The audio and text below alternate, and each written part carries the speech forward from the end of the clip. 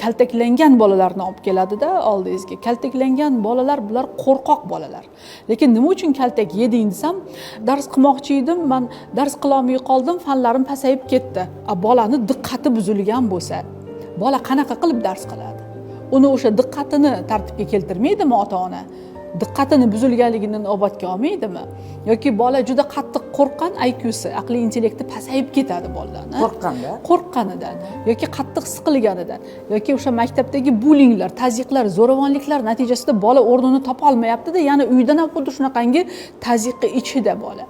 Uni kaltaklab, urib, qattiq gapirib, baqirib tarbiya qilib bo'lmaydi. Demak, biz bu jarayonlarni bunda o'rganishimiz kerak. Bola bu shaxs, avvalambor bu individual, o'ziga xos va u hech kimning bolasiga o'xshashga majbur emas. U o'xsha olmaydi ham men o'xshayman degani bilan. Chunki uni dunyoga keltirgan ota-ona, ota-onani dunyo qarashi, ota-onani o'sha natijasi bolada aslida. Endi ota-ona qanaqa bo'lsa, kechirasiz, bola ham shunaqa bo'ladi-ku. Ya'ni biz o'zimizni o'sha tuqqan bolamizdan qo'shnini bolasini tarbiyasini talab qila olmaymiz. Qo'shnini bolasini salohiyatini talab qila olmaymiz.